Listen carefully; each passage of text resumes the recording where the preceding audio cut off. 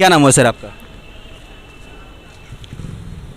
असीम मिश्रा, कौन से स्कूल के प्रधानाध्यापक हैं? Kanya Madhya Vidyalaya Adalatganj water tower. Mid day meal के लिए आज मीटिंग चल रही थी, क्या क्या उसमें बताया गया? ऑनलाइन पेमेंट के संबंध में बताया गया। तो क्या उसमें चैलेंजेस हैं या फिर जो स्टेप लिया गया है वो एक बेहतर स्टेप है? अब बेहतर स्टेप है, ये तो भविष्य की बातें हो गई। भविष्य हम लोग बताने वाले पंडित जी थोड़े हैं। भविष्य वर्तमान में उसको कार्यान्वित करना है, ऑफिसर का आदेश है, मानना है। हम लोग नौकर हैं।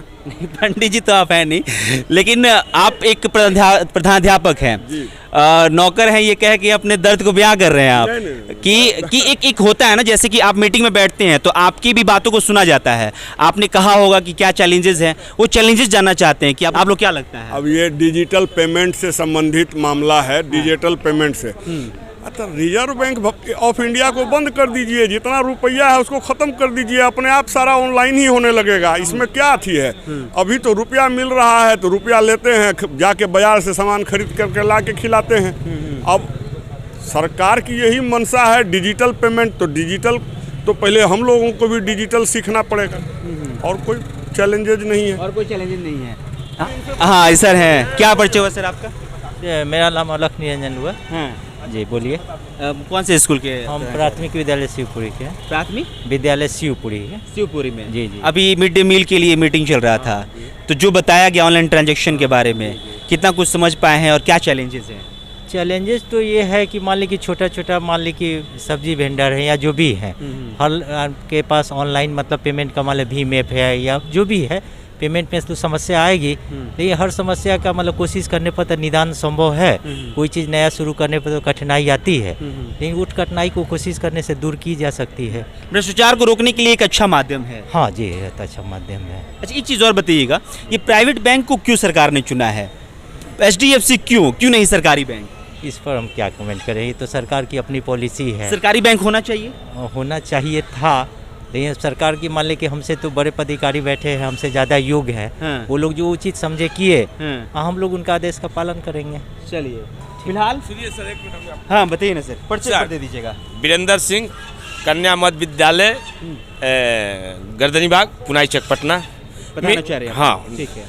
मेरा कहना बस इतना है कि मिड डे मील योजना है, बच्चों के लिए अच्छी योजना है।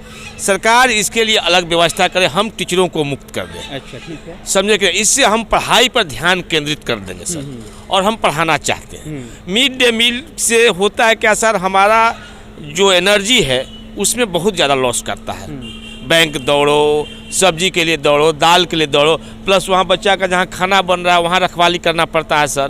तो एक दो शिक्षक हम लोग परेशान रहते हैं, जिससे हमारा पढ़ाई बहुत सफ़र करता है। एक तो शिक्षक नहीं है, हाँ। दूसरे में मिड डे मील को सक्सेस करने के लिए सारे शिक्षक को लगना पड़ता है। सारे शिक्षक नहीं, फिर भी 2-3 शिक्षक तो लग ही जाते सारे हैं। शिक्षक के बराबर और 500 से 600 बच्चे हैं सर। हाँ। और बच्चे को खिलाने में बहुत समय व्यतीत होता है। हाँ। अब देखिए कोरोना काल में बंद है, बच्चे तो वास्तविक गरीब के बच्चे आते हैं, उनको खाना चाहिए। तो नहीं रहने के कारण कम से कम हम लोग पूरी टाइम पढ़ाई पर ध्यान केंद्रित कर देते हैं। अच्छा। इसमें मज़ा आता है बच्चों के साथ, बच्चों को भी पढ़ने में मज़ा आता है। लेकिन जैसे उस समय आता है सब मिड डे मील वाला योजना, बच्चे को खाने के टाइम में बहुत समय बर्बाद हमारा चल जाता है, मार्केटिंग के सब्जी लाने में, दाल लाने में, हिसाब किताब सब करने। इसके बगल में एक अलग एस्टेब्लिशमेंट सरकार दे दे, वो सिर्फ लाए और हम लोग बच्चे को खिला के तुरंत उससे कर दे, फिर पढ़ाई स्टार्ट कर दे सर। हमारी NGO का जिक्र किया जा रहा है कि NGO को अच्छा लगता है। अच्छा लगता है। हाँ, कोई को अच्छा लगा, हमको अच्छा लगता है कि NGO आए, खाना खिलाए और हम फिर बच्चों को पढ़ाई में अपना व्यस्त हो जाए। या कोई भी सरकार का हिसाब किताब करना है तो सरकार एक अलग स्थापना उसकी कर दे, उसका हिसाब किताब रखे। अब मैंने सब चीज़ का हिसाब किताब करने में भी हम लोग उतना ट्रेंड है नहीं, कहीं ना कहीं गलतियाँ हो जाती हैं हम लोगों से, हम लोग भी बदनाम हो जाते हैं, समाज भी हम लोग को चोर कहने लगता है। मतलब मिला जुला कि मिड डे मील जो है आप लोगों के हिस्से से हटा देना चाहिए सर। हाँ। वो खरे बच्चे को खिलाना अच्छी बात है, बच्चे खाते हैं, गरीब के बच्चे आते हैं, हमको अच्छा लगता है। अलग सोर्स बनाना चाहिए ताकि पढ़ाई बाधित ना हो सके। बाहर से लोग आए, हाँ। उनको खिलाए और फिर वापस अपना बढ़िया बर्तन ले चल जाए, फिर हम लोग हाजिरी ले ले आकर के, समझे कि नहीं, अटेंडेंस ले ले, हम अटेंडेंस दे देंगे, उस हिसाब से हमसे आगे खाना खिलाया जाए, हम लोग को मुक्त कर दे इससे। चलिए, यहाँ पे कुछ और भी शिक्षक हैं, उनसे बातचीत करेंगे। क्या परिचय हुआ सर आपका?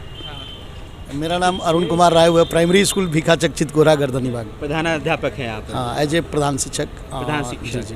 क्या चैलेंजेस है अभी आज जो बताया गया उसमें कितना कुछ आप लोग समझ पाए हैं? हम लोग तो चाहते हैं सर कि सर्वे संतु निरामया सर्वे भवन्तु सुखिना, और सभी सुखी हो, सभी निरोग हो, मेरी शुभकामना है।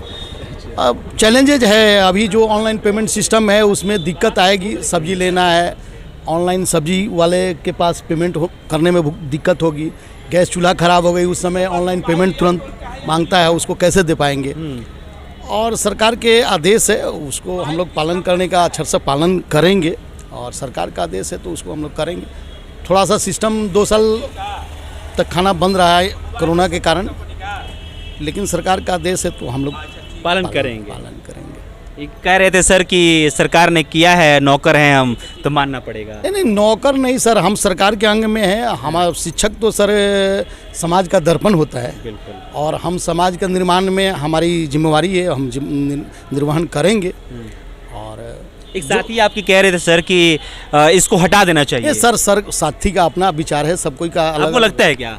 क्या नहीं, हटा नहीं देना चाहिए। बच्चों को पोषण के क्षेत्र में आप एमडीएम के लिए बीच में आया था कि एनजीओ के माध्यम से खिलाया जाएगा। एनजीओ के थ्रू सरकार के आदेश से बार बार बदलती रहती है, सरकार बदल रही है। अव्यवस्थित चित्त वाले मनुष्य की सफलता में हमेशा संदेह बनी हुई रहती है।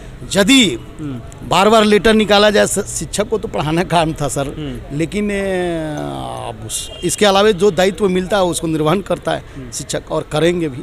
हम लोग तो चाहेंगे कि सरकार भी अच्छा से चले, अब विद्यालय अच्छा से चले, बच्चे का सर्वांगीण विकास हो।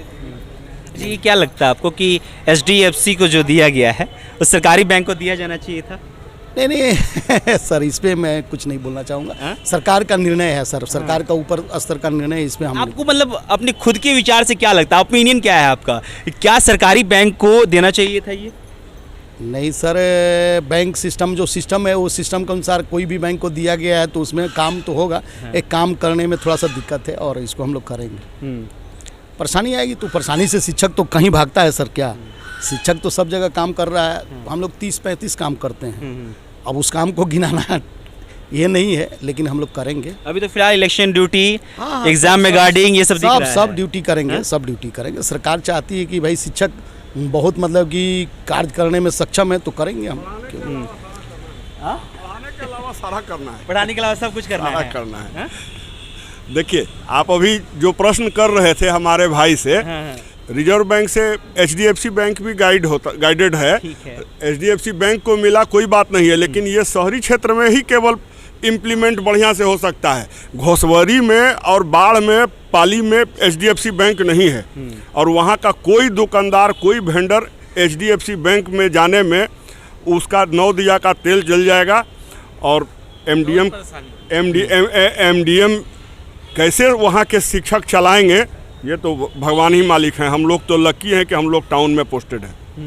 अच्छा, ये बताइए कि मान लीजिए कि इसमें जो वेंडर है उनके पास दूसरे बैंक का खाता होगा तो उसमें पेमेंट नहीं हो पाएगा? क्यों नहीं होगा? हो जाएगा ना, पेमेंट तो होगा, लेकिन उनको समझ में आएगा थोड़ा धीरे धीरे, देर से। अब पहली बात तो वो लोग कैश में काम करना चाहते हैं, वो ऑनलाइन पेमेंट लेने के लिए ही जल्दी तैयार नहीं होंगे, या चेक लेने के लिए कि पता नहीं चेक भंजेगा कि नहीं भंजेगा, छापा ना पड़ जाए, सारा बात तो सारा रहेगा।